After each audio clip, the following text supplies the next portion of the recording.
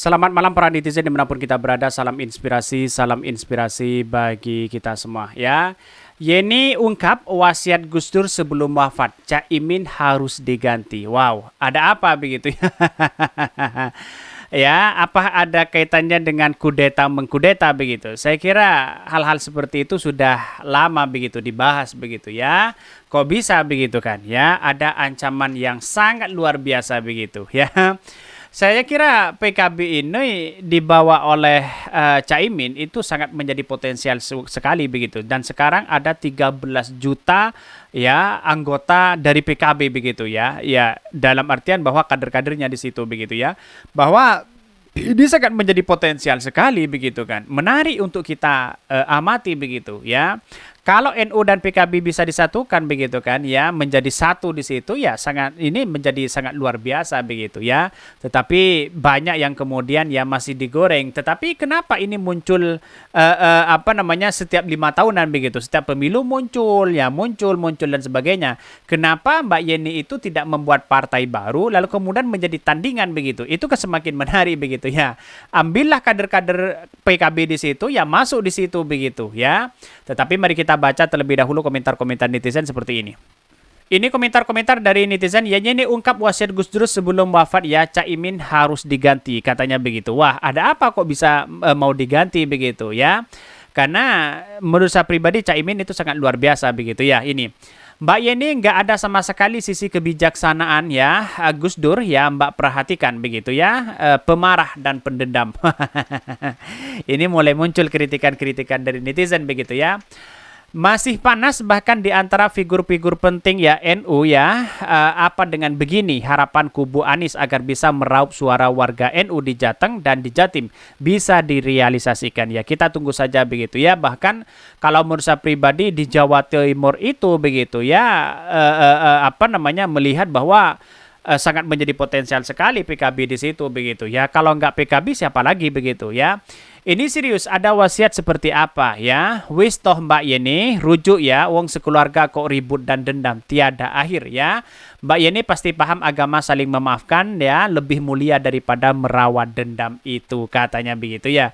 Jadi mungkin ada kepentingan-kepentingan yang kemudian bagaimana ya untuk mengurus PKB ini. Saya kira seperti itu begitu ya. Bagaimana nantinya kalau Mbak Yeni menjadi posisi dari partai ketua partai PKB di situ begitu kan? Apakah nanti dicap sebagai mengkudeta Caimin atau apa begitu kan? Bisa saja terjadi spekulasi itu begitu kan. Tetapi saya kira Mbak Yeni buat partai baru aja, ajak ya kader-kader PKB yang ingin bergabung di situ. Saya kira ini menjadi tantangan luar biasa begitu ya. Wakil Ketua Umum PKB ya dukung Jokowi aman-aman aja kan ya. Yang satu bawa-bawa Gus Dur, yang satu bawa-bawa Soekarno. Hebat memang. Ini banyak kritikan dari netizen begitu ya.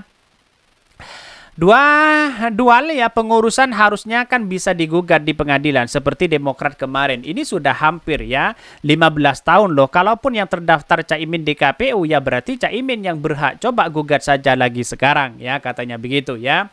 Mbak Yeni semakin lama nggak kelihatan bijaksana apalagi dewasa karena kasus lama selalu diungkit setiap menjelang pemilu. Kalaupun dirasa Caimin adalah ya salah dibiarkan masyarakat menilai, lebih baik diam-diam aja toh ya, jika semisal PKB dipimpin Mbak Yeni emang bakal bisa sebesar sekarang. Itu kan pertanyaan luar biasa begitu kan. Jadi artinya apa? Artinya selama ini kalau kita melihat track record dari Caimin begitu sangat luar biasa begitu. Sekarang hampir 13 juta begitu ya. Ini sangat angka yang fantastis. Kalau menurut saya pribadi seperti Pak Kiai Kilsirat begitu kan. Kalau NU ya PKB, kalau PKB ya NU begitu kan. Saran untuk Mbak Yeni yang mending bentuk partai baru seperti PKB Perjuangan daripada selalu mengeluarkan statement ya almarhum Gus Dur. Orang udah wafat ya, tapi selalu disangkut pautkan dengan politik. Tetapi walaupun hakikatnya sejarahnya dari dulu ya memang ya PKB itu diurus oleh partai oleh Gus Dur pada waktu itu begitu ya. Jadi sejarah itu mungkin ya orang berspekulasi, masih menjadi spekulasi begitu ya. Kalau ingin merebut PKB ya ke pengadilan aja. Kira-kira seperti itu logikanya begitu. Tapi mari kita baca terlebih dahulu beritanya seperti ini. Ini beritanya Yeni Wahid ya, ungkap wasiat Gus Dur sebelum wafat Caimin harus diganti katanya begitu ya. Putri Presiden keempat Abdurrahman Wahid atau Gus Dur Yeni Wahid mengungkapkan ayahnya sempat berwasiat ya sebelum meninggal dunia supaya Muhaimin Iskandar atau Caimin diganti dari kursi Ketua Umum PKB ya. Apakah ini bisa diganti Caimin? Kita tunggu saja begitu ya. Hal ini disampaikan Yeni ketika membantah pernyataan Caimin yang menjadi korban kudeta saat diberhentikan ya sebelum Ketua Umum PKB ketika terjadi gejolak internal PKB di ya Medio 28 ya 2028 lalu begitu ya.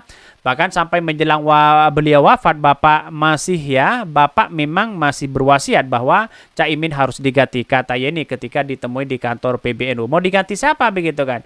Bisa saja Mbak Yeni maju di situ begitu ya. Ini menjadi kekuatan bersama. Kalau Mbak Yeni maju untuk PKB, bisa saja begitu ya NU dan PKB bersatu begitu. Kira-kira seperti itu begitu. Apakah ini gejolaknya ya kalau NU PKB kalau NU PKB PKB NU apakah gejolaknya seperti ini begitu kan ya. Kalau kita ditarik benang merah begitu ya. Saya kira semuanya adalah saudara-saudara kita. Kira-kira seperti itu begitu ya. Ini menjelaskan bahwa Gus Dur justru ya dikudeta oleh Caimin di Muktamar PKB ya Ancol tahun 2008 silam. Baginya kudeta-kudeta Gus Dur di Muktamar PKB Ancol bukan ya terjadi di belakangan layar atau banyak yang mengetahui. Siapa yang punya peran penting itu begitu ya? Apakah waktu itu Pak SBY kalau nggak salah begitu ya?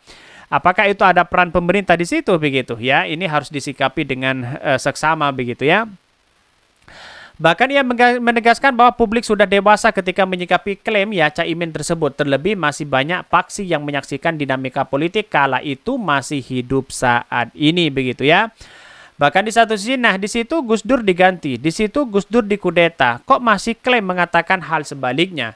Saya rasa publik juga bisa dewasa ya. Bisa lihat banyak kok waktu itu saksinya yang ikut proses politik yang sedang terjadi.